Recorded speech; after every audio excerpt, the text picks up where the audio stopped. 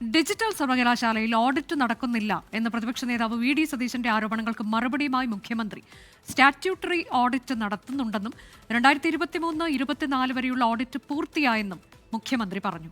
Digital സർവകലാശാലയുടെ പ്രഖ്യാപിത നയത്തിനും ചട്ടങ്ങൾക്കും വിധേയമായിട്ടാണ് company രൂപീകരിച്ചതെന്നും മുഖ്യമന്ത്രി വിശദീകരിച്ചു.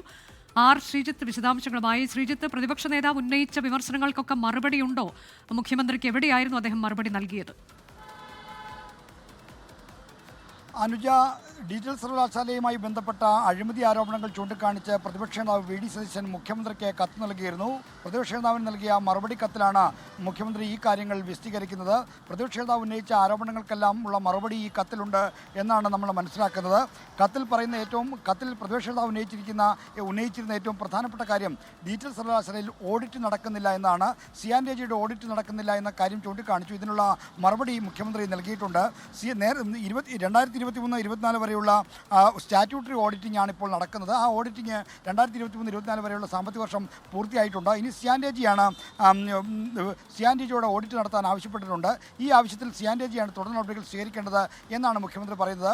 താൽക്കാലിക VC ചുമതലയേറ്റ ഡോക്ടർ സിസ തോമസാണ് CNDG ഓഡിറ്റ് ആവശ്യപ്പെട്ടത് എന്ന കാര്യമാണ് പ്രതിപക്ഷം നേരത്തെ ചൂണ്ടിക്കാണിച്ചിരുന്നത്.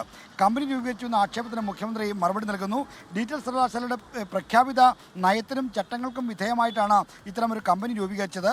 ഈ IGX എന്നൊരു കമ്പനിക്ക് മുൻകൂർ പണം കൈമാറിയെന്ന ആക്ഷേപത്തിന് മുഖ്യമന്ത്രി മറുപടി നൽകുന്നു. തട്ടിപ്പ് നടത്തിയ സ്ഥാപനം എന്ന് പറയുന്നത് കേന്ദ്ര സർക്കാരിൻ്റെ ഇലക്ട്രോണിക്സ് മന്ത്രാലയത്തെ പറ്റിയാണ് എന്നാണ് മുഖ്യമന്ത്രി ഉന്നയിക്കുന്ന മറു ആരോപണം. ഇത് കാര്യങ്ങൾ മനസ്സിലാക്കാതെ ഉന്നയിക്കുന്ന ആരോപണമാണ് എന്നും മുഖ്യമന്ത്രിയുടെ മറുപടിയിൽ പറയുന്നുണ്ട്. ഡിജിറ്റൽ സർവകലാശാലയുടെ റെഗുലേഷൻ പ്രകാരമാണ് ഫാക്കൽറ്റി സംരംഭ പ്രവർത്തനങ്ങൾ ഏർപ്പെട്ടുള്ളത്. ഈ ഫാക്കൽറ്റികൾക്കുള്ള ശമ്പളവും മറ്റും കണ്ടെത്താൻ വേണ്ടിയാണ് ഇത്തരത്തിലുള്ള മറ്റ് കൺസൾട്ടൻസി പ്രവർത്തനങ്ങൾ നടത്തുന്നതെന്നും കത്തിൽ മറുപടി നൽകിയിട്ടുണ്ട്.